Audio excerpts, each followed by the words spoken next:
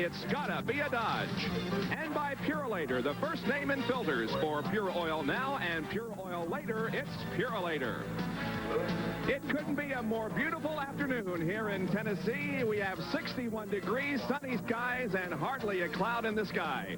Good afternoon, everybody. I'm Bob Jenkins, and welcome to Bristol International Raceway. A very exciting racetrack. It's only a half mile in length, and the turns are banked at 36 degrees. And with me is two-time Winston Cup champion Ned Jarrett. And Ned, this is a racetrack that can gobble up cars. It certainly can. It is by far the fastest short track they run on anywhere. The high banks here, they really get into the turn at a fast rate of speed, which upsets the chassis of the car. So they got to concentrate completely every second of the way. And this is the first time that we have seen the 1 and 5-inch wheelbase cars on ESPN this year. NASCAR has a rule that on less than 1 mile, they have to run 105-inch wheelbase. That might be a problem for some of the drivers that don't have experience with that type of car.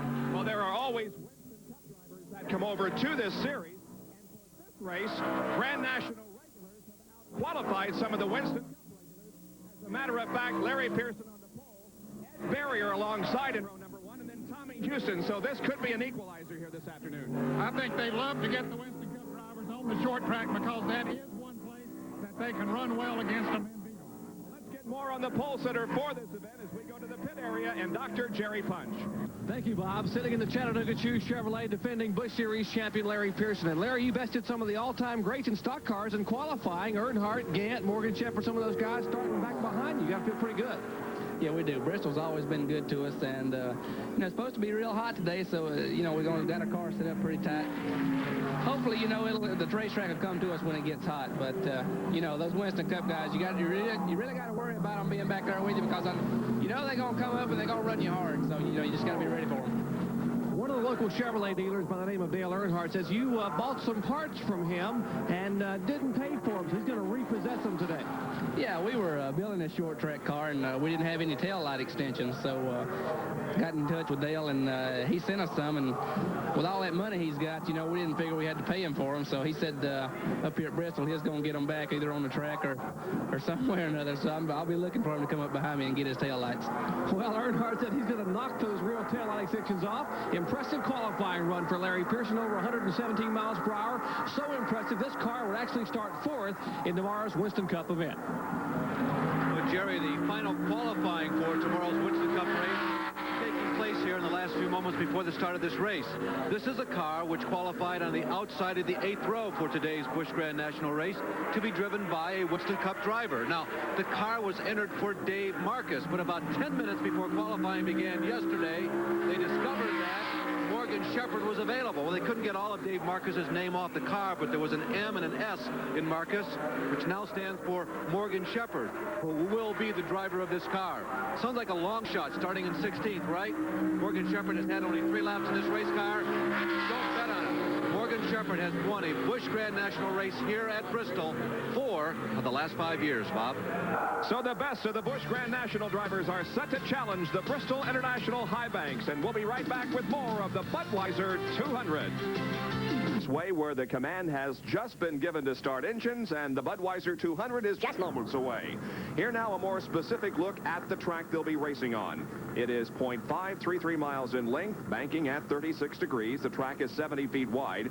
We'll go 200 laps this afternoon, and they can get about 175 laps on a tank full of fuel, so pit stops will not be very numerous today unless, of course, we have a lot of yellow flags. Now, the starting lineup for today's event here at Bristol International Raceway. On the pole will be Larry Pearson, driving the number 21 Chattanooga Chew Chevy. He qualified at 117.057. Outside of that front row will be Ed Barrier in the number 90 Cox Wood Preserving Buick. In row number 2, it'll be Tommy Houston driving car number 6 and Dale Earnhardt in number 8.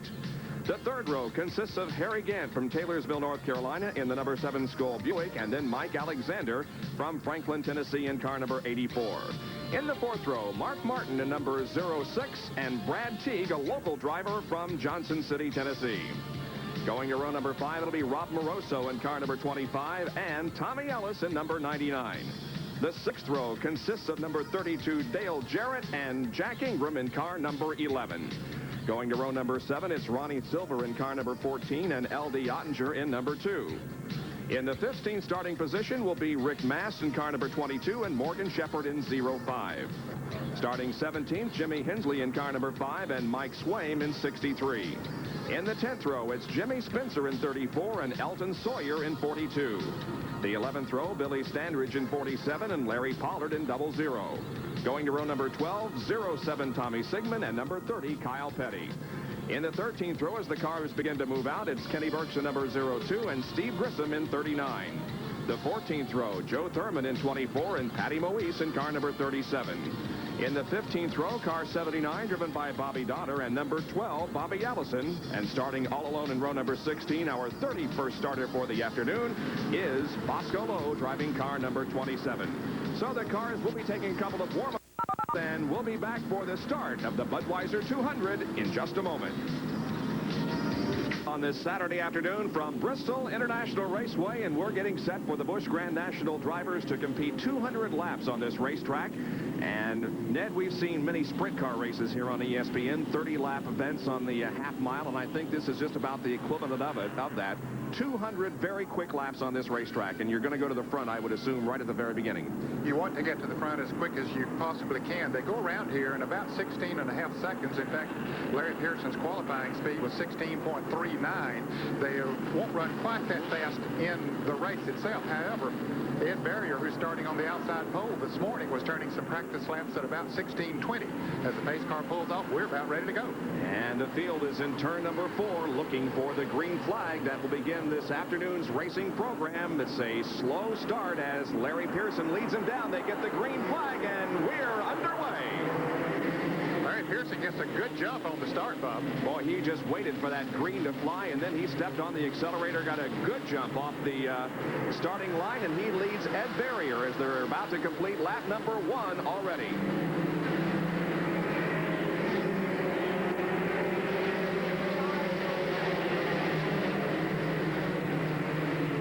Starters through the first lap without incident, as into turn number 3 is Larry Pearson leading Ed Barrier. Tommy Houston is running third, followed by Dale Earnhardt. Then comes Harry Gant, Mike Alexander, Brad Teague, Mark Martin, Robbie Moroso, and Dale Jarrett. It didn't take Ed Barrier long to make up that distance that Larry Pearson got on the jump from the start of the race, Bob. That car is really working and running fast. He's a young driver, relatively new to the viewers here on ESPN, but he's a fellow that we're going to hear a lot of in the future. His dad, Max Barrier, was a driver for many, many years back in the 60s. Ed Barrier's from Winston-Salem, North Carolina. Qualified about,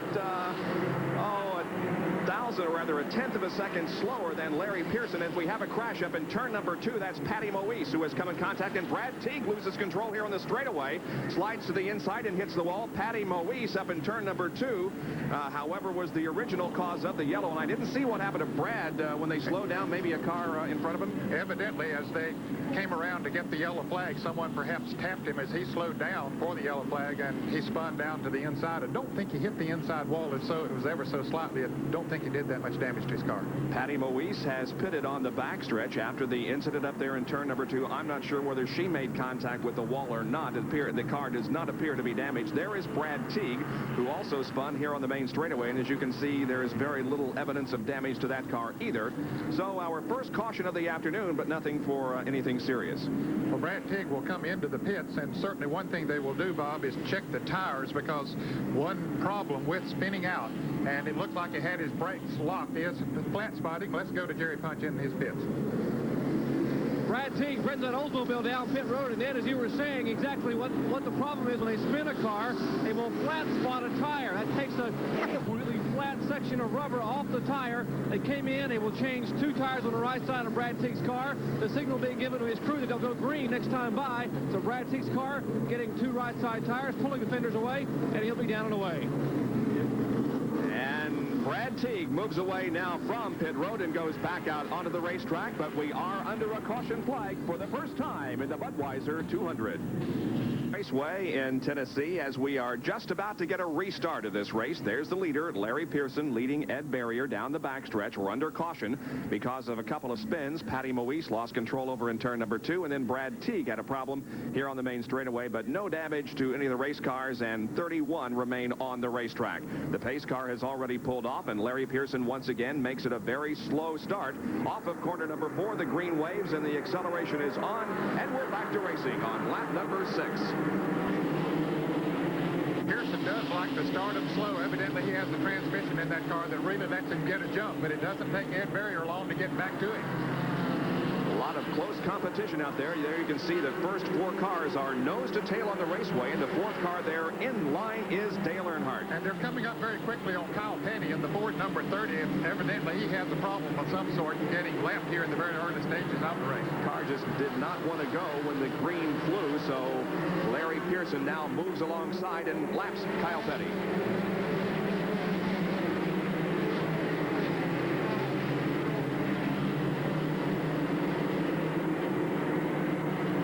Dale Earnhardt running in 4th position in that black and silver car number 8. Harry Gant running behind Dale Earnhardt.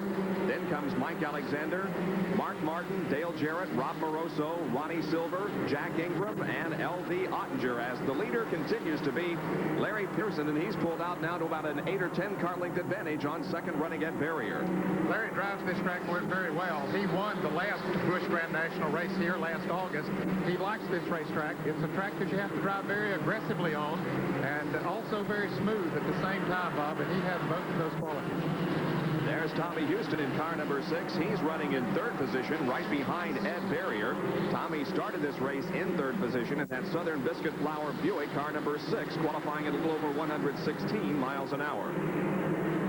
Houston now making a bid for the 2nd position. Inside in turn number 3, and Barrier's car washes to the outside, so Tommy Houston takes over 2nd. Here's Dale Earnhardt taking 3rd. Harry Gant moves to the inside, goes into 4th, and Ed Barrier is losing positions on the outer groove. Boy, you get out of line, although you can run side by side on this racetrack very easily because of the high banks, but still there's one groove always that you can run faster than anywhere else on the racetrack, and in the early part of the race they're all going to run in that groove when they possibly can, but it looks like Barrier's car is a little bit loose. The back end is not sticking as well as it should, and Jerry Punch has a comment on that. They were awfully concerned in the Ed Barrier pit this morning, man, that they were going to show a lot of tire temperature. In fact, they did blister a right front and left rear tire in the practice session this morning, so they're very, very concerned about a lot of tire temperature on those Hoosier tires that Barrier's running on. That may be one of the problems he's seeing right now. Well, in this race, there were 7 cars that began on Hoosier tires. Morgan Shepherd, Mark Martin, Bosco Lowe, Mike Swain, Brad Teague, Bobby Donner, and Ed Barrier. All the others on the Goodyears. Now Dale Earnhardt is trying to find the opportunity to move into 2nd position, as he is right on the back bumper of Tommy Houston. The yellow car we see coming into the picture is Mike Alexander. He's the current point leader on the Busch Grand National Circuit. His car looks a little bit loose in the turns right now, but Mike likes to drive a car that way. He likes the high banks here at Bristol. He has a lot of experience on this type of track, so he'll manhandle it around here, even though he's one of the smallest drivers on the circuit. He goes into this race about 60 points ahead of Dale Jarrett in the Busch Grand National point standings. Good racing here between Harry Gant in the green and white car number 7 and Mike Alexander in the 84. And this is for 4th position. Gant has 4th, Alexander 5th. Now some traffic being lapped in turn number 4. There's the leader, Larry Pearson. You can see the lead that he has over Tommy Houston. It has dwindled some now, Bob. Tommy Houston has caught up to Pearson. He had gone out to about a 2.5-second lead, but now they've have him inside, and Earnhardt following right along behind Tommy Houston, who is Dale Earnhardt's wife's uncle. Teresa was Hal Houston's daughter, or is Hal Houston's daughter, and Hal, of course, Tommy's brother. And there is Dale moving to the inside of Tommy Houston down the backstretch. Look at this. They sort it out, and Earnhardt gets the position. Look at Gant move alongside of Tommy Houston, and Gant goes into 3rd. So some positions being shuffled here as Tommy Houston got out of line. As a matter of fact, he's all the way back to 5th position as Mike Alexander went to 4th. Only a driver like Dale Earnhardt could make a move like that, Bob, and couldn't get by with it. He did it actually using a slower car that was right ahead of him, but somehow he managed to gain the positions. And I think that he realized that Tommy might back off and let him have a little bit of running room there. It's too early in the race to be taking any unnecessary chances. So there is Dale Earnhardt in the Goodrich Chevrolet, a celebrity Chevrolet that he's driving here this afternoon in second position. And he's got about, as you can see, the interval here between first and second. Larry Pearson still with a comfortable lead at this point. Pearson's car still working very well. He can drive it where he needs to on the racetrack. He's taking it in low, letting it drift up a little bit in the center of the turn, and then brings it off low. And that's the fast way around this racetrack. Of course, as it goes on, they get a little more rubber and oil and grease on the track. You will see some of the cars start sliding up in the turns. So we have a Grand National regular leading, but here is the battle for second position between a couple of Winston Cup drivers. Dale Earnhardt in the number 8 and Harry Gant in the number 7. And then back and forth another one of the Busch Grand National regulars, Mike Alexander. A crash up in turn number 4 as Mike Swaim and Steve Grissom spin. There's also a car spinning behind that. The number 02 machine driven by Kenny Burks has also spun to the infield. And there is damage, very little damage to the number 02 car of Kenny Burks, but Mike Swaim's machine has a little bit of damage to it. There it is. You can see some damage on the left side of it in the front quarter panel. So Mike Swaim, who was the pole sitter in the Busch Grand National race at Daytona earlier this year, will come toward pit road.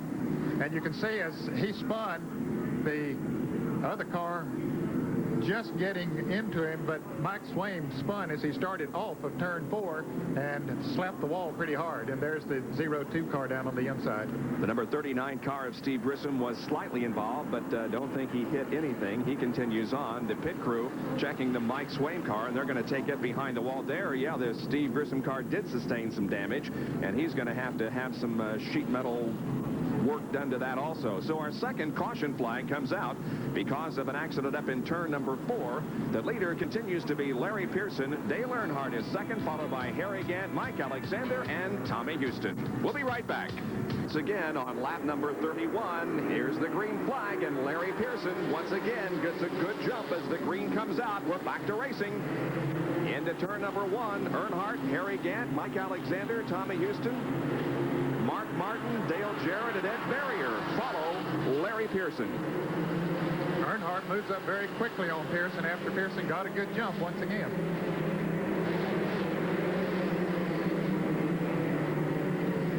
Pearson's car very smooth still in the turns, Bob. That's the way he likes it. And his dad, David Pearson, of course, knows a great deal about a race car and how to set it up for the high banks here at Bristol, because David Pearson had a lot of success here himself as a driver. Larry Pearson, the defending Busch Grand National champion, but is 13th in points this year going into this event with only 2 top 10 finishes. He was 6th at Hickory and 7th at Darlington. Now a battle for second place comes along as Harry Gant moves to the inside to challenge Dale Earnhardt. And as they go into turn number 1, they look like they touch. Gant may have the slight advantage coming off the corner, but Earnhardt steps on the accelerator down the backstretch and pulls even with and now moves ahead of Harry Gant just slightly. But Gant and Earnhardt putting on quite a show here. And that's not unexpected at all, because both of these are very hard chargers. Gant driving a car that's built right here in Bristol, Tennessee, and he was one of the favorites, certainly. And Mike Alexander watching all of the action ahead of him, saying, well, you guys go ahead and duke it out, and I'll be there to take your positions when you guys crash. But at the moment, it's Gant and Earnhardt doing some fine, fair driving and not making contact with each other and doing some very good driving. Ed Whitaker is the owner of the car number 7 that Harry Gant drives. Of course, he carries the sponsor of the car that he drives on the Winston Cup circuit, the Stoll people. Harry Gant now is second, but oh, it's ever so close. He moves out by a half a car length coming off the corner, but it seems like that Earnhardt can make up the distance on the straightaways. Now they're literally side by side in the battle for second position. As we watch this battle for second, Larry Pollard in the number 00 car has made a pit stop but comes back out onto the racetrack. that would have been an unscheduled pit stop. He's the son-in-law of Harry Gant, who's trying to take over that second position, but Earnhardt just simply won't give it up. And Mike Alexander, as we mentioned, is right there in that yellow car, number 84, watching all of the action ahead of him. This is 2, 3, 4, 5, 6, and 7 as Larry Pearson has a lead and is pulling away from everybody as these other drivers battle for position. And that does make a difference. When they were running side by side, Bob, they dropped off about a half a second a lap, and that allowed Larry Pearson just to run away out there all by himself. With in fact, he has a little bit of lap traffic, but the real race is for second through the ninth position. That's right. There are 7 cars that are running nose to tail on the raceway. 2, 3, 4, 5, 6, 7, 8, and 9. Gant appears to have a little faster car than Earnhardt, but Earnhardt is using the racetrack to his advantage, and he knows how to do that. Now Gant pulling up on Earnhardt once again as Mike Alexander, the number 84 car. Put a little bumper to Gant, didn't he? Just a little bit. They're definitely trading paint.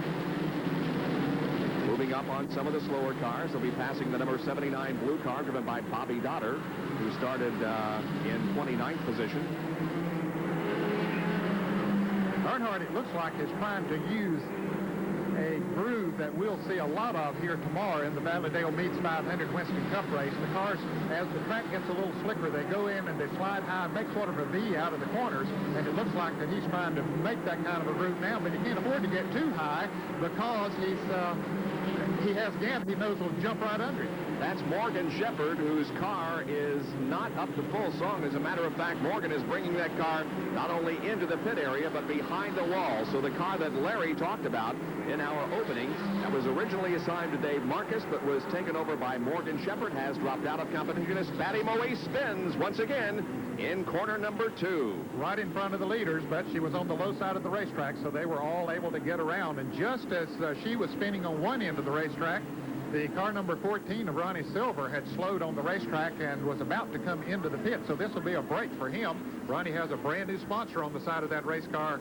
this week, Blanton's Tractor Trailer Training Centers out of North Carolina, sponsoring his car. And here's Patty Moise having her troubles here today. And there is damage to the rear end of the race car as Patty Moise, here's the closing stages of that accident. Just about the same spot she spun earlier in the race, Bob, so she's having a little trouble over there. And you can see all of the leaders going to the high side, but getting around safely. So our third caution period of the afternoon comes out on lap number 47. Larry Pearson continues to be the leader of the Budweiser 200 from Bristol International Raceway. Afternoon. Blue skies up above, hardly a cloud in the sky as we are 48 laps into the Busch Grand National race here at Bristol International Raceway with Larry Pearson the leader and the green coming out after our third caution flag of the afternoon, the green on lap number 49. Just before we went to break and before Patty Moe spun for the second time up in turn number 2, Morgan Shepherd, we told you, went behind the wall. The reason out on that car, an engine failure. And Bobby Allison has also pulled out of competition in his machine. Dale Earnhardt trying to make a move on the outside of Larry Pearson there for a moment. He knows that Larry's going to use that low groove as much as he possibly can, but it's still working to Larry's advantage, at least at this point of the race. And Harry Gant in the number 7 car right behind Dale Earnhardt in 3rd, Mike Alexander in 4th. Those 4 cars have moved away just a little bit from the 5th place car driven by Tommy Houston. Back of Tommy is Mark Martin, then Dale Jarrett, Robbie Moroso, Jack Ingram, L.D. Ottinger, Rick Mast, and the number 42 car driven by Elton Sawyer. 2nd and 3rd right here, Dale Earnhardt and Harry Gant. We mentioned earlier that Ronnie Silver was having a problem just as the caution was coming out. He since has brought the car into the pits, or is now in the pits with that automobile. So Ronnie hoping to make an impressive showing here for his new sponsor, having some sort of a problem. They had to hood up on the car momentarily. Earnhardt, as you can see, he had had 2 top 10 finishes in Grand National competition this year. He was 8th at Hickory and 4th in our most recent telecast of a Busch Grand National race, that being at Darlington. A couple of weeks ago, he finished 4th in that race. But he still has Harry Gant hounding him. He's going to stay right there working on him, and if Earnhardt makes the least little mistake, he knows that he'll be around him. Looks like that Pearson, without question, has the fastest car on the racetrack, though, Ned. As Gant and Dale Earnhardt get hooked up in a battle, it seems like that Larry is able to just move away from them. his car is really working well. Pearson's car is, and that's one of the things that it takes here at the Bristol International Raceway, is a car that really handles well. There's 7th place Dale Jarrett in car number 32, the son of Ned. Rob Moroso, who had a fine performance at Darlington a couple of weeks ago, is right behind Dale. And then following the number 25 machine is Jack Ingram in number 11. 7th, 8th, and 9th.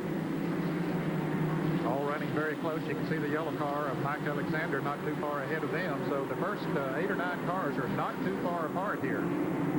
Rob Moroso, car number 25, has had a good year in Grand National Racing. 3 top 10 finishes, and as we indicated, he had a fine performance at Darlington a couple of weeks ago. In fact, would have, I think, finished in 3rd position had it not been for a problem on the very last lap of the race, in which he had to avoid a slower car ahead of him that caused him to slide up toward the outside wall, but he still finished 5th in that event. Bob, as we're watching Dale Jarrett holding off Rob Moroso at this point of the race at least, this will be Dale's last race of consecutive starts in this Busch Grand National Series. He and Tommy Houston are the only 2 drivers who have started every race since this series was formed back in 1982. But Dale's commitment now to the Winston Cup Series will not permit him to run all of the short track races. As someone mentioned a moment ago, Mike Swain said he'll get them in Hampton, Virginia. That's the next race for these drivers. Of course, the Winston Cup drivers will be in Talladega that weekend. So Dale, this will be his last consecutive race. So Tommy Houston will be the only driver then that will have run in every event. And Dale does have quite a commitment in Winston Cup competition, competing for 2 car owners in the entire year. And that being Cale Yarborough for 19 events, and Hoss Ellington and the Portaloo Buick for the other 10 events. And in tomorrow's race here at Bristol, Dale will be behind the wheel of the car owned by Cale Yarborough. Back to the leaders now. That's Larry Pearson in car number 21, leading Dale Earnhardt and Harry Gant. And as you can see, the interval now has shrunk, and Earnhardt is within just a couple of car lengths. He has caught up to Larry Pearson. Using a little different line, you can see Earnhardt is moving a little higher now. That's the group he wants to run. If he can get the car to working right there, he likes to go in, slide the car up about the 3rd lane on the racetrack, and then bring it back down to the low side. And he's beginning to make that groove work, Bob. See, it gives him pretty good momentum as he comes off of the turn. Once he gets up, in fact, it's almost downhill once you slide up to high banks here at Bristol and get it turned. It's almost downhill coming off of the turn. Now the cars begin to work some of the slower traffic. They lap Patty Moise in car number 37 and the bright purple car number 07, driven by Tommy Sigmund. As we indicated, Bristol International Raceway has a terrible reputation of gobbling up cars, and we asked Larry Pearson about that. No, it's not. This is a tough racetrack. It's a half a mile, and the speeds are well over 100 miles an hour, and it's a very fast racetrack, and things can really happen in a hurry. But in years past, Bristol's been good to us. We won a race here last year, and we finished well here at Bristol in years past. And, you know, I'm really looking forward to it. Well, he's got his hands full right now as Dale Earnhardt has once again drawn alongside down the front straightaway. It's still Larry Pearson with the advantage, but only by about a half a car length as they come out of turn number 2 and down the back stretch. The slower car in front of them, driven by Billy Standridge, car number 47. And into the 4th turn down the straightaway once again. It is still Pearson leading Earnhardt and Gant, but it's a great close race. And Standridge holding his own out there as he's about to go a lap down. Of course, naturally, he would like to not go a lap down, but now Pearson moves to the inside of him. Well, does he? But Earnhardt moves to the outside of Pearson while that's going on. Boy, you could see Dale just waiting for the chance to Larry to go inside, and he was saying, go ahead and go down there, Pearson. I'm going to the high side. It almost worked for him, but he couldn't get it accomplished, and there's contact between Earnhardt and Billy Standridge, and that's going to take both cars spinning toward the inside. And Tommy Houston also, the white car back to the right side of the screen, was involved as well. Earnhardt gets his car righted and comes around. He'll try to keep from going a lap down. He might not have, other than making contact with Standridge. Standridge, I think, went out and hit the wall and came back into Earnhardt is the way that it looked. We'll see a replay hopefully in a moment. Doesn't appear to be much damage to the Earnhardt car except on the right rear. There is the slight damage, and here's a replay. Okay, Pearson goes to the inside of Standridge, and Earnhardt does bump the car 47, and he goes into the wall. The back end does and comes back into Earnhardt, slams him around. Harry Gant making a very good move down on the inside. without hitting either car. And Tommy Houston, you can see him coming into the picture. Of course, he had to slow down, and he spun around as well, trying to avoid the spins in front of him. But Mike Alexander made it through okay, and Earnhardt did manage to get the car righted and did not lose a lap. But as we indicated, there is some slight damage on the right rear of that race car. As to whether it will affect the running of the car, well, we'll have to wait and see. The yellow out on lap number 71 at the Budweiser 200. Raceway for ESPN Speed World on this Saturday afternoon. Busch Grand National Racing. The green flag waves and we are underway once again. Lap number 81, we resume competition as Larry Pearson jumps out into the lead once again. Gant running second. Mike Alexander is third, and Gant now sneaks up on the rear end of that Larry Pearson car. Well, Dale Earnhardt was a buffer between he and Larry Pearson before. Gant was not able to get around Earnhardt. Let's see what he can do with Pearson now. 15 cars are on the lead lap. There is Harry Gant in the Skull Bandit, car number 7. And look at the competition out here. That's Dale Earnhardt in the black and silver number 8, trying to thread his way through traffic, 3 abreast through turn number 1, alongside Patty Moise. That's L.D. Ottinger and Jack Ingram ahead of Dale Earnhardt. Well, that was some close competition. Earnhardt don't mind sticking it in there, though. Wherever it needs to go, he'll put it there. This is Dale Earnhardt's kind of racetrack. Loves to get out there and mix it up. And he's trying to get back up toward the front once again after that incident with Billy Standridge. Car does not appear to have suffered any problem, any slowdown because of the accident. I think that he very wisely did not lock the brakes down when he was spinning around, and that would not flat spot the tires. So, as you say, it doesn't appear to have done much damage because he's trying to make his way back to the front. There's L.D. Ottinger in car number 2. L.D. began this race from 14th position. L.D., a former national champion of this division. Here's Earnhardt as we see him trying to... L.D. bumps Jack Ingram just a little bit, and Earnhardt dives down on the inside of L.D., taking advantage of that slowdown period. We see they're coming up on Patty Moise in the Crisco car number 37. Earnhardt moving right on the inside of Jack Ingram, but the hole closed up on him before he got to the next turn. This is the battle for 7th and 8th position. Jack Ingram is in 7th, then L.D. Ottinger in 8th, and Dale Earnhardt is in 9th. And behind Dale Earnhardt is the 99 car of Tommy Ellis. And we've had a change of position up near the front. Mark Martin has now moved into the 3rd position, Dale Jarrett into 4th, and Rob Moroso into 5th as Mike Alexander has dropped back. And it doesn't appear as if Dale is having much success here in his march toward the front because, well, just as I say that, now he moves alongside L.D. Ottinger in turn number 2. However, L.D. holds off the challenge.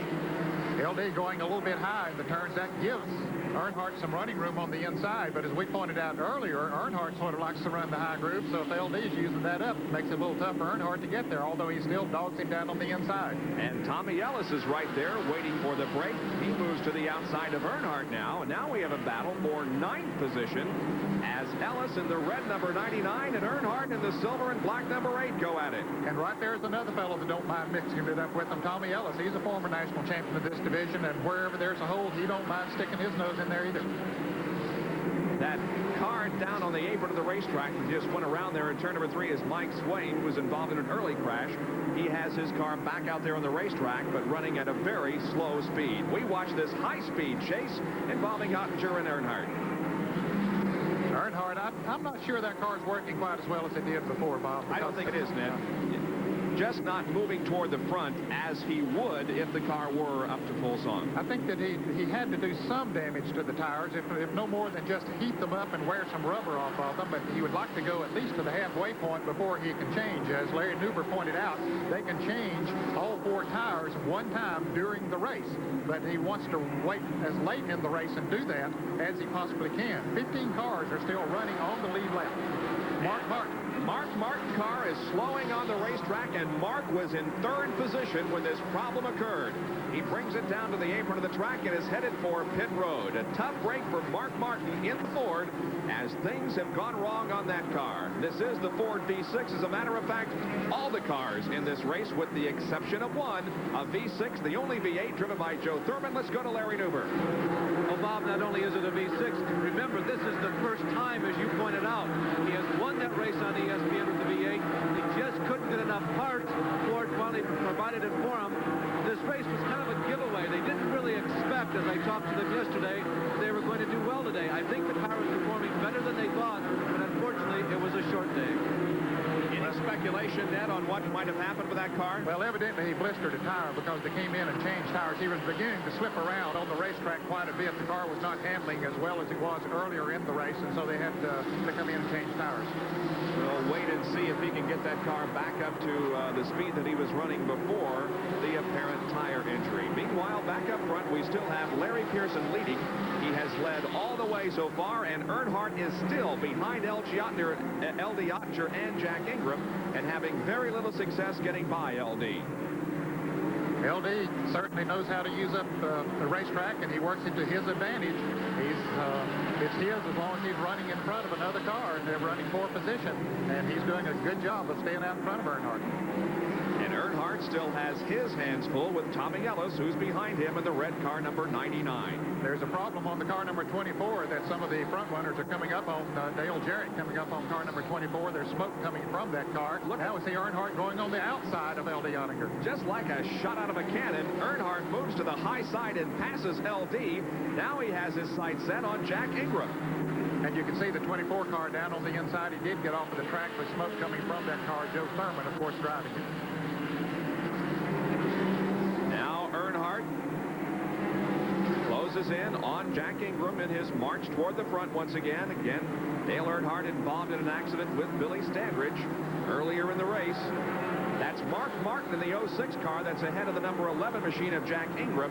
And Mark, apparently, the only thing wrong with that car was the tire, because that car is at full speed once again. Yes, he's back up the running.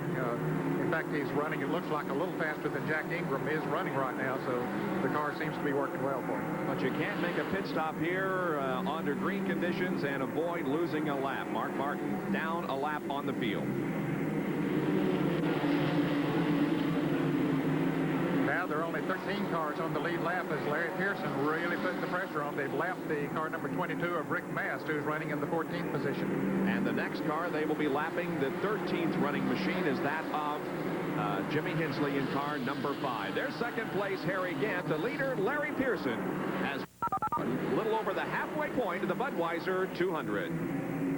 Newber and Jerry Punch back at Bristol International Raceway for Busch Grand National Racing on a Saturday afternoon. And here is Dale Earnhardt, who is continuing to move toward the front.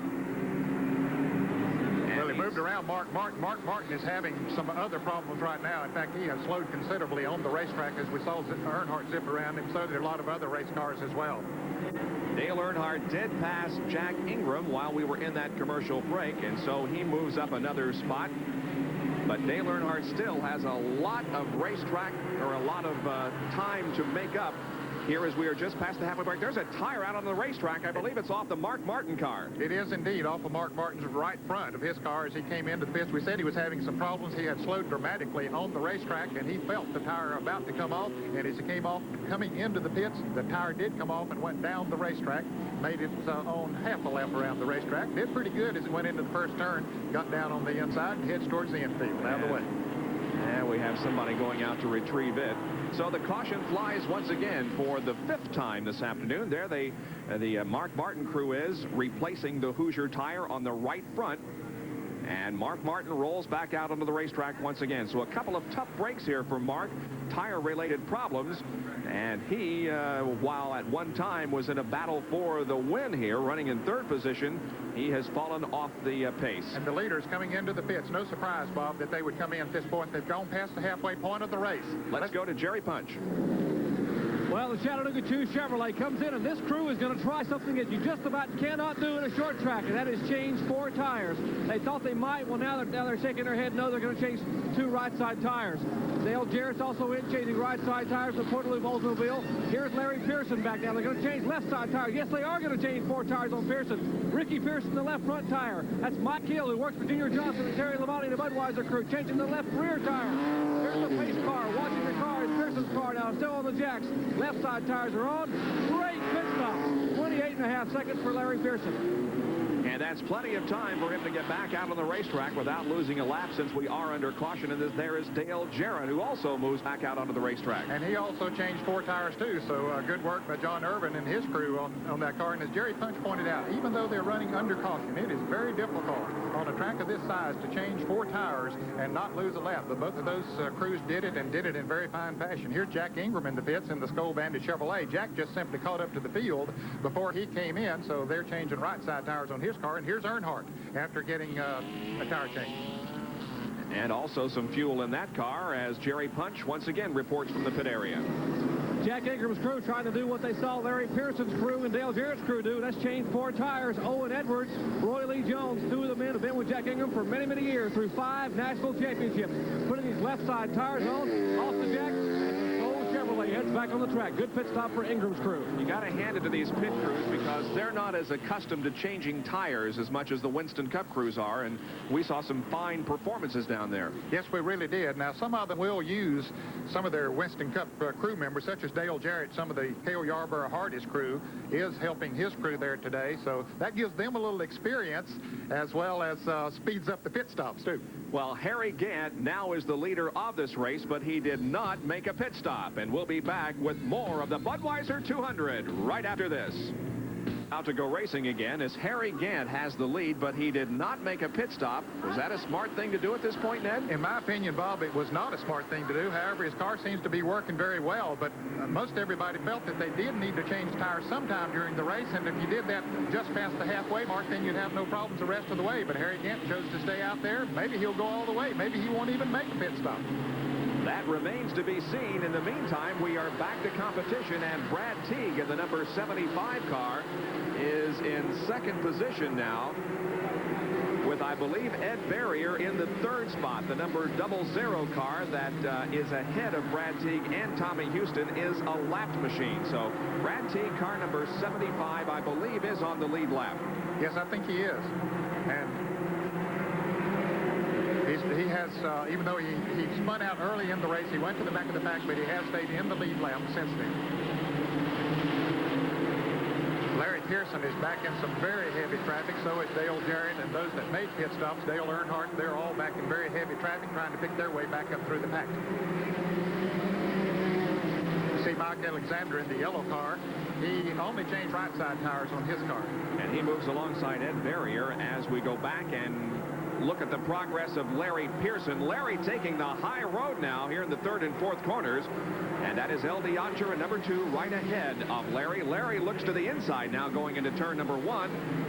But still, oh, we have some contact off of corner number 2 as somebody was slow coming off the corner and some paint traded. However, nobody in trouble. This is the first time today that Larry Pearson has had to pass into the front-running cars, Bob, those in the lead lap, because he had led every lap and sort of had the racetrack to himself out there. It's a little tougher now as he's lapping the cars that are in the lead lap.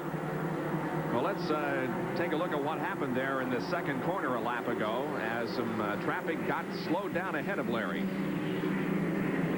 That's Jimmy Hensley's car, the yellow car that got bumped by Rob Moroso in car number 25, and that slowed the other 2 cars behind them. L.D. Ottinger had to back off the accelerator momentarily, and Pearson did too.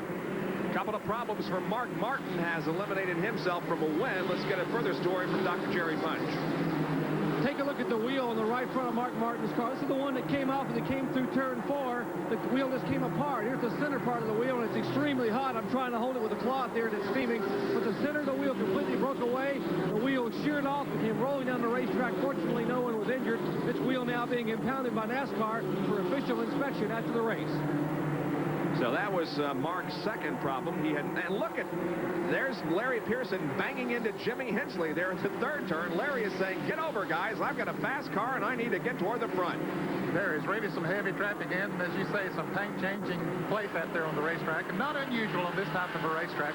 Dale Earnhardt and Dale Jarrett going through the same thing, just a little ways behind Larry Pearson. But Pearson driving very aggressively as he comes back up through the front, working on Rob Moroso now. And this is just a prelude of what you'll see tomorrow as we present Winston Cup Racing live at 1 o'clock Eastern Time tomorrow here at Bristol. Well, here we see Pearson trying to follow Jimmy Hensley on the outside, but that didn't work. He bumped right into Hensley. Then he tries to move to the inside and does so after he gets Hensley out of shape. Now there's Ed Barrier in number 90, Rob Moroso in 25, and Larry Pearson in 21. And once again, Larry making contact with Rob Moroso, and the car getting a little bit squirrely out of turn number 4, but everybody holds on and keeps the car headed in the right direction. And there is Dale Jarrett, meanwhile, who has come out of almost nowhere, and Dale Earnhardt, who are challenging and now passing Larry Pearson. Well, if they took advantage of the situation of Pearson trying to move by on the high side, they just simply moved to the low side of the racetrack and went right on through. But now they got Rob Moroso to contend with, who Pearson was not successful in passing. And again, we'll take a replay of Larry Pearson bumping into Rob Moroso. Yes, he does. He gets his left front fender in there, gets Moroso a little out of shape. That allowed Dale Earnhardt and Dale Jarrett to catch up to them. And while Pearson was on the high side of the racetrack, Jarrett had gone under L.D. Ottinger. Here now is Dale Earnhardt moving under Dale Jarrett, and Pearson right back up on the back bumper of Jarrett. A lot of good racing back there. Just some great competition. Earnhardt now looks to the high side of Rob Moroso coming off the fourth corner. He's unable to pick up that position. At the moment, Barrier is running in that fourth position. Rob Moroso is in fifth, and then Dale Earnhardt. And there's Larry Pearson. Pearson has now moved back around Dale Jarrett. Pearson still has one of the faster cars on the racetrack. He just got in a situation there, Bob, that he just simply couldn't get out of. He got a little frustrated there for a moment, and it cost him some positions, but now he's settled back down and going to try to pick them back up. Earnhardt on the high side of the racetrack. Rob Moroso in the red number 25, right ahead of Dale, and now Larry and Dale move side by side once again. While all this is going on, the lead continues to be held by Harry Gant. And Gant is pulled away to a good margin. While the battle for position goes on behind him, Gant streaks away with Mike Alexander running in second position, and there is almost a half a straightaway advantage of Harry Gant over Mike Alexander. Running in the third position now is Brad Teague, and fourth is the car number 90 that we see at the front of this pack. And in fifth place, Rob Moroso, Dale Earnhardt sixth, Larry Pearson trying to take that away from him, but Pearson seventh and Dale Jarrett in eighth place. Well, let's get a summary of the most recent pit stop activity that we had. Larry Pearson went in first, came out in seventh. Gant went from second to first. Dale Jarrett really suffered the most in that most recent series of pit stops, going in third, coming out ninth. There you can see that Rob Moroso dropped a couple of positions, and Mike Alexander stayed the same. But meanwhile, Alexander has come up through the field and is now in second. So Dale Jarrett hurt most on that most recent series of pit stops. Let's go to Jerry Punch. One of the reasons they took a little extra time here in the Dale Jarrett pit is this tire right here, the left rear tire that John Irvin and the crew took off. They're a little bit concerned. After 109 laps, this tire was beginning to separate a little bit. Early blistering. See these little holes in the tire where the rubber was starting to bubble up and come away. There's quite a bit of concern about the Port Loup Oldsmobile and Dale Jarrett after seeing this tire come off the car. So that is the reason why Dale Jarrett was a little bit slower coming out of the pits than some of the others. Jarrett, however, is right in the thick of things here in this battle involving several cars for position. They still have not been able to, Larry Pearson has not been able to move around Rob Moroso. Rob is really doing a great job out there. The 20-year-old just hanging on to that fourth position and not giving to anyone. Moroso has a great future ahead of him in stock car racing. His last two performances have been very, very impressive. There's L.D. Ottinger, who is behind Dale Jarrett now, as this string of cars comes out of corner number 4 and onto the front stretch once again, passing Tommy Sigmund in the number 07 machine. Earnhardt still stays right on the back bumper of Larry Pearson, just looking for an opportunity, I guess you would say. He looks to the inside, but Pearson very strong coming off the turns. Ben Barnes builds the engines, the V6 engines that Pearson runs in the Chattanooga Chevrolet, but now Earnhardt trying to take advantage down on the inside. Mike Alexander has a problem in car number 84. Mike was running in the second position. Mike Alexander is low on the racetrack. There he is spinning in turn number 4 to the inside, however. Mike Alexander, who is running second, has a problem, and he is off the racetrack. At the moment, yes, we do have a yellow. I thought maybe they were not going to wave the yellow flag because that car is off the racetrack.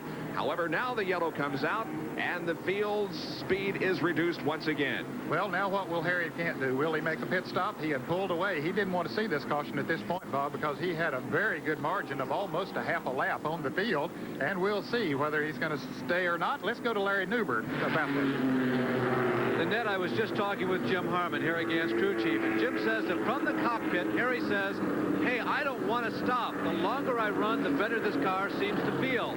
I think that I can go the distance. Jim, what do you think? Jim and Carter Ed Whitaker talked it over. They said, yeah, we think so. Harry says it's not worth taking the chance to come in and pit when things are going so well.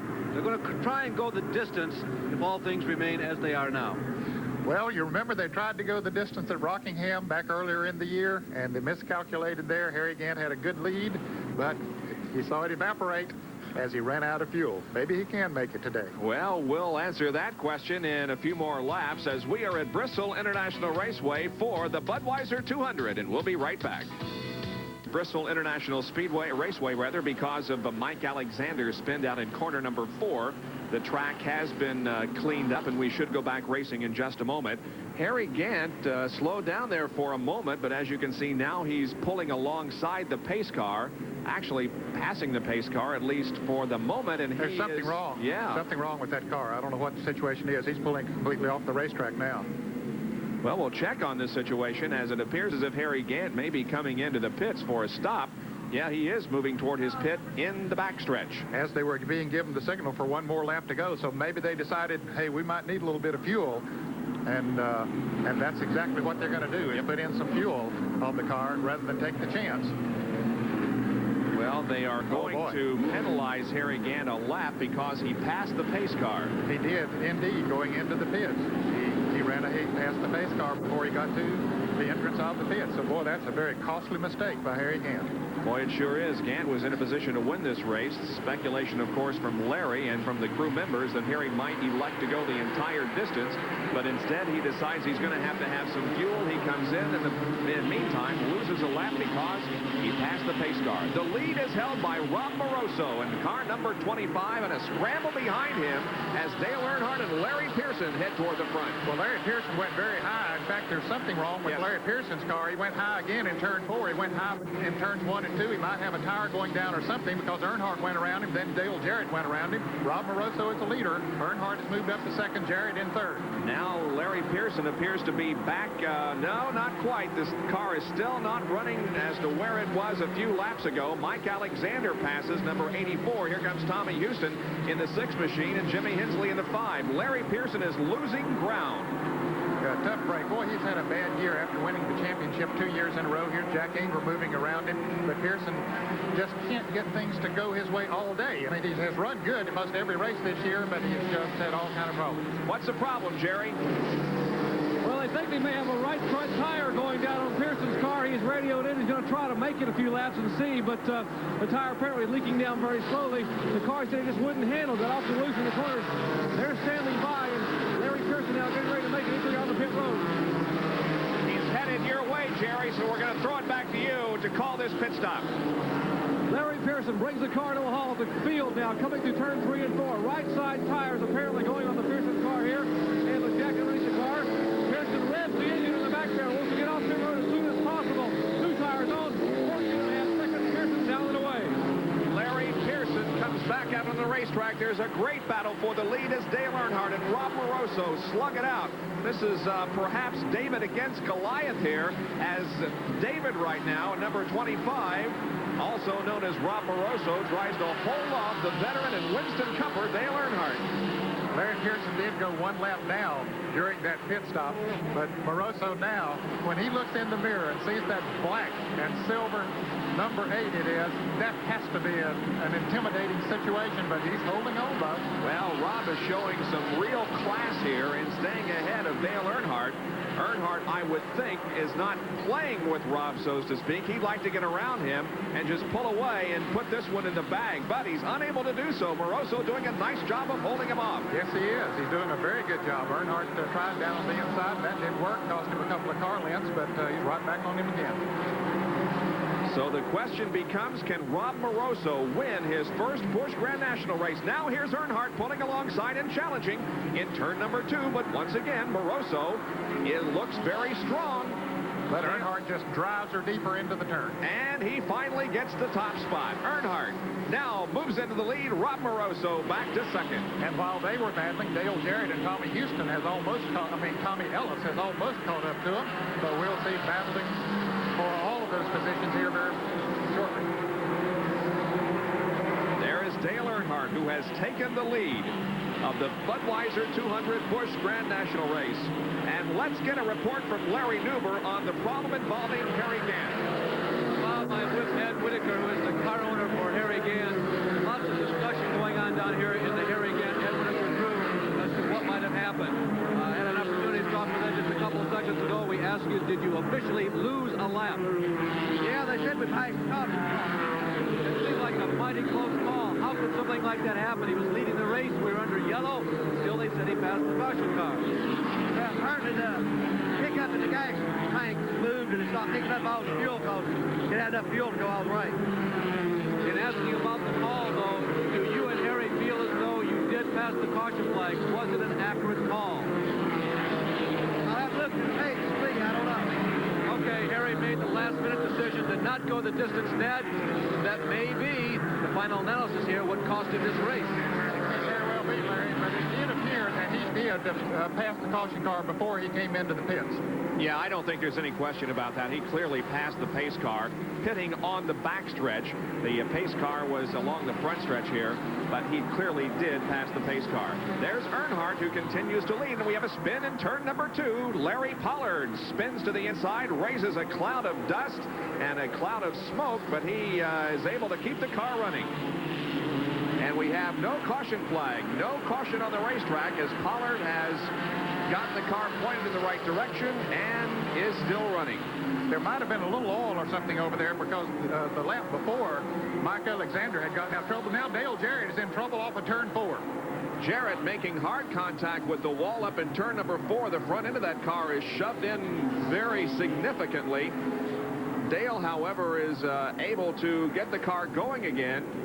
But boy, the front end of that car is a mess. Yes, it is. He rammed into the wall. I didn't see the start of that wreck, but something happened that he went in there and lost control, and the front end hit the wall first, of course. Unfortunate, because Dale was right up there amongst the leaders. I think he was running in 3rd position when the incident occurred. He was making a charge on trying to get around the Rob Moroso car. Now Jarrett brings his Portaloo Bozemoville into the pit area, and they'll go to work and see if he is able to. Well, no, he's decided to stay out there that lap. I guess he's catching up to the field before he comes in, but I don't know, Bob. It looks like there's a little too much damage there for him to continue and be competitive. However, he's still going around. Let's go down to the Harry Gant pit once again, Larry. Well, Bob Harry Gant has to pull out all the stops now. He's got to make this car go as fast as he possibly can in a shorter period of time as he possibly can. They're going to change the right side tires. As soon as that yellow flag came out, Harry got on the radio right away to Jim Harmon and said, let's change the right-hand side. I need to be as quickly as I possibly can. Rob Moroso, who's also been running among the leaders, has also chosen to make a pit stop underneath this yellow. This is a bit of a surprise. They're changing the rubber on the left side of that car. Rob Moroso in the pits. I think they changed the right side earlier, Bob, and that would be a good move to save 2 of your new tires that you can put on sometime during the race to the later stages. And left tires are very important here at the Bristol International Raceway. It has a lot to do with the handling characteristics of a car. So They looked a little unprepared when they came into the pits, but now they are getting them changed. Of course, they should be able to get him back out before the green comes in. Also, a good move by Harry Gant's crew bringing him in now. He'll get to move on the inside of a double lane restart, and now they're going to change the left side tires, so he'll have 4 new tires. He might get his lap back and get back in the thick of this battle. Well, he stands a good chance of getting the lap back when we go back to green. As you can see, the tires being changed on the left side of the Harry Gant car. Before we go back to green, we'll take another break and be right back to Bristol International Raceway. NASCAR Busch Grand National racing on this Saturday afternoon from Bristol International Raceway in Bristol, Tennessee. The leader of this race is Dale Earnhardt. You know, this is a very demanding racetrack. We talked about how demanding it is on the race cars. A lot of damage can be sustained to the car, and also the driver comfort in mind. Here is a quick fact.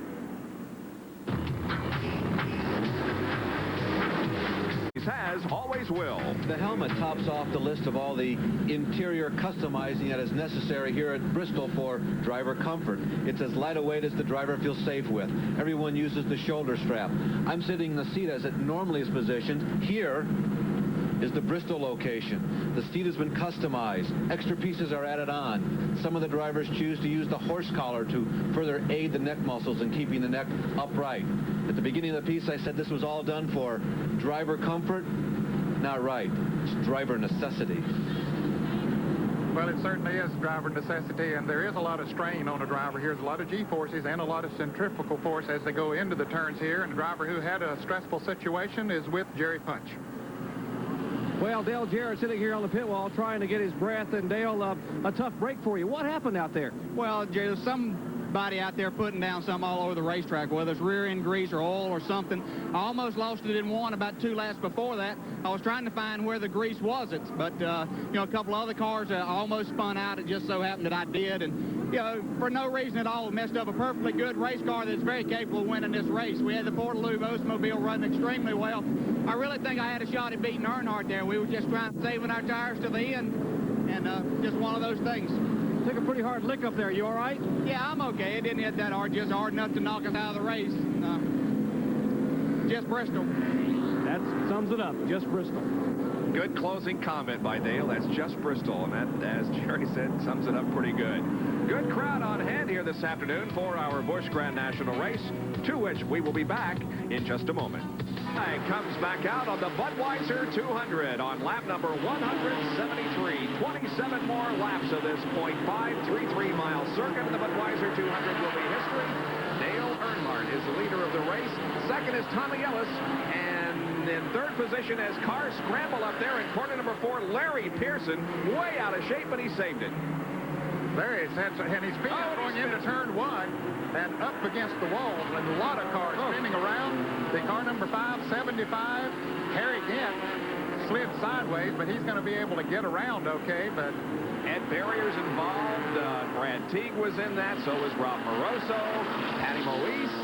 Everybody gets going again, but Pearson sustained some damage on that car. And we'll take a look at it again. As he goes into turn 1, of course, he was in trouble on turn 4, but as he goes into turn 1, the back end just simply breaks loose. Around he goes. That's Tommy Houston directly behind him in the white car. Houston gets just enough of him to spin around in front of the other cars, and so much of the field were behind him, and they used the racetrack up, Bob, and there was simply nowhere for some of these cars to go. And you see Gant, right up, he bumps Larry Pearson as Pearson has spun all the way around, but Gant does get his car slowed down enough just to put a little bit of a bump on him, and so he does come on around, although Gant is still a lap down as a result of the penalty earlier. Well, Larry Pearson moving into the pit area once again with a damaged front end, and the left front is flat on the car, so he comes in for some cosmetic changes to that machine. Right behind him is Jimmy Hensley, and here's Jerry Punch. Well, what's left of Larry Pearson's car comes rolling down pit road, and now they were kind of going to work and make some semblance of a race car out of it. Working on the left front of the car, of course, is Ricky Pearson, Larry's younger brother, and Ricky pulls that left front wheel off, and there's a lot of steam coming out from the engine compartment. And possibly they are concerned about the radiator. Of course, the front of that grill being pushed in some 6 or 7 inches. This Monte Carlo looks more like a Chevette right now. It sits on pit road. Larry Pearson sits in the car dejectedly, looking around, patting his helmet, wondering when this luck's going to change. What an abysmal dreadful year he's had. And now they take a sledgehammer on the left rear of the car. Mike Hill trying to beat sheet metal out, moving around Larry Pearson's Jimmy Hensley car. They are working on every single corner of this car. Poor day for Larry Pearson. What a tough race. There were some of us, Ned, that thought perhaps this was the beginning of the end of the bad streak for Larry Pearson since he qualified for the pole, but not so. Not so. He's really had his problems here today after being so strong in the early part of the race. Let's take a look at it again at the real speed as they were going into the turn. And you can see Larry Pearson. The back end just simply goes out from under him. Tommy Houston clips him. Jack Ingram does get through, but everybody else had nowhere to go because the racetrack was used up with race cars spinning all over the place. And that's a perfect example of Bristol International Race. Visibility ahead of you is very, very limited. Back with more right after this. The green comes out at Bristol International Raceway, and we are back to racing. Now, that's Harry Gant of the green car to the inside, and he had an opportunity there to get the lap back, but just did not have the muscle as the green flag dropped. And so Dale Earnhardt is the leader. Tommy Ellis is running in second position. Ellis in the red car. Harry Gant got off to a very poor start there, Bob. I don't know if he missed a gear or what the situation was, but he did have an opportunity to get back in the lead lap, but he just couldn't do it. Now he's about to spin it out.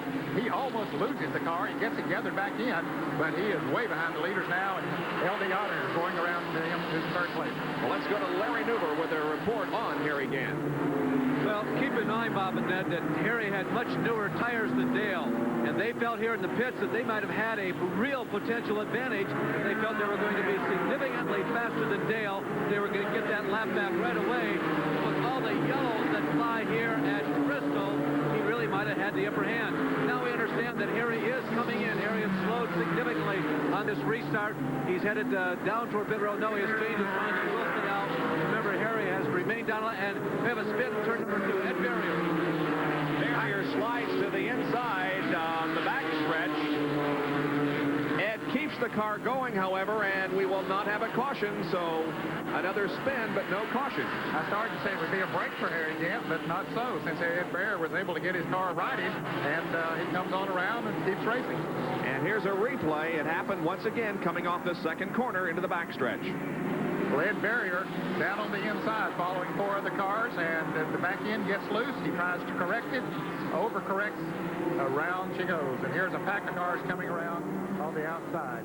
And another angle of the crash, this from our camera inside in turn number 3. And you can see the back end just simply went around. He could not save it. The racetrack is very slick right now. Dale Jarrett pointed out that there was some grease or something being put down by some cars. We've seen cars slipping and sliding all over the racetrack. And there is the leader, Dale Earnhardt, lapping Larry Pearson, who was so strong in the early stages of this race, and we've only got 15 more circuits to go. Third, fourth, and fifth position here, L.D. Ottinger, Jack Ingram, and Rob Moroso. Well, Ingram moves around L.D. Ottinger pretty easily now. Here's Rob Moroso trying to move on the inside, but L.D. says, nope, I'm going to use that 5 car to my advantage. And the 5 car is being driven by Jimmy Hensley. He's one of the cars that was in the lead lap, but he was involved in that accident over there when Larry Pearson spun out, and his car is certainly not running up to par. So Ottinger and Moroso going at it here for third position. There's Moroso, who was a leader earlier in the event.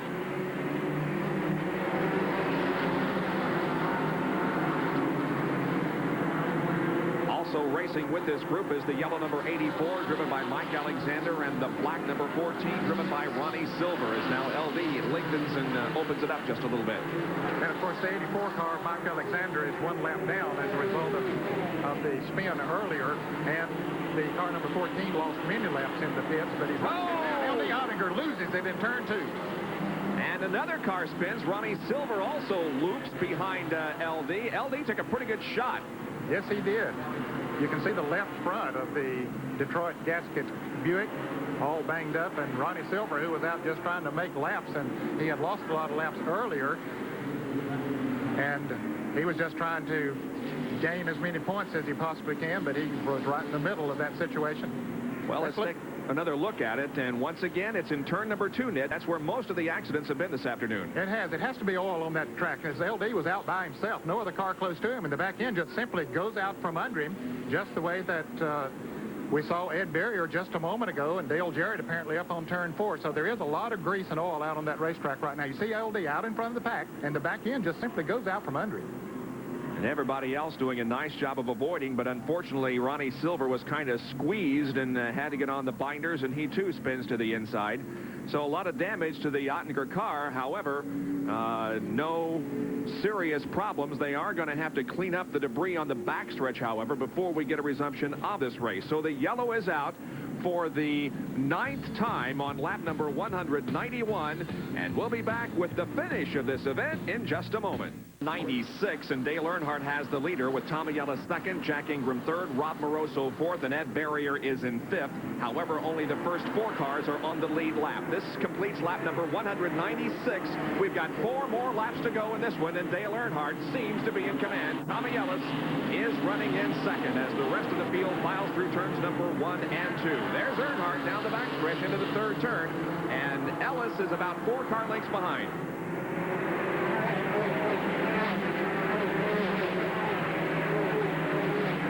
He certainly has the measure of Ellis as far as the handling is concerned, but Bob, there might be some question whether Earnhardt can go all the way on fuel. In his early spin, there was damage done to the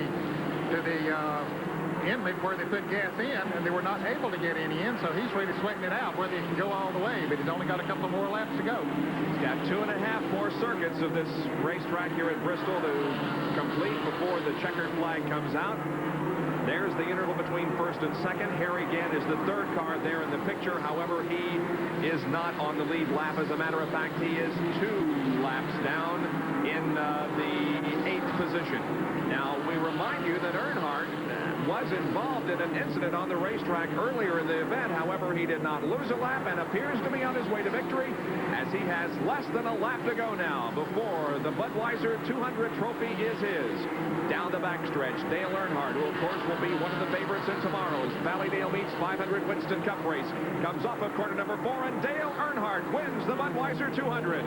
Tommy Ellis finishes in 2nd position. Jack Ingram is 3rd, and in 4th is going to be Rob Moroso.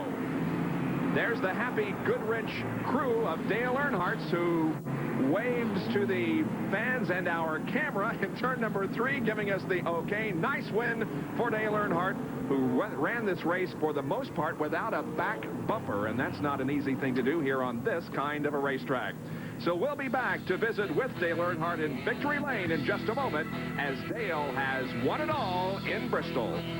Budweiser 200, Dale Earnhardt, Tommy Ellis, Jack Ingram, Rob Moroso, and Jimmy Spencer. Earnhardt, the 6th winner in as many races in Busch Grand National competition. Our winner's circle difference. Here's Jerry Punch. Well, the Earnhardt family once again at Victory Lane. Dale on the left and Teresa on the right, of course. And Dale, congratulations on a super run. Thank you. You know, thank the good Lord for a good, safe race today. And this GM Parts Chevrolet really ran good all day. You know, we've had a little trouble with this car getting it to work like we wanted to at different racetracks. And Jake Eller and Tony Urey really worked hard on it to get the car tuned up for here. And Tony and Rick did a good job with the car all week here in practice and qualifying. And felt like confident we had a good, steady, competitive race car, and the Fisher engine ran good all day. So, you know, we just got our brakes are at the end. We got a bad brake at one time, spun on the back stretch, and the car still ran good with flat spotted tires on. And once we got the 4 new ones on about the 106th lap there or so, and the car really ran good from there on. It was just sort of trying to stay out of trouble from then on, just run consistent. Well, Dale Earnhardt back in the pack, and as Ned Jarrett said, some of the moves he made coming to the front, no one but Dale Earnhardt could do them, and he came home to Victory Lane. Dale Earnhardt wins at Bristol. Well, it was his 12th win in 52 starts on the Busch Grand National Circuit. A very good run for the modified national champion, Jimmy Spencer, finishing 5th, his highest finish ever in this, Bob. So we'll see more of him in the future. Slam bang affair here in stock car racing this afternoon. Tonight's slam bang action on the ice.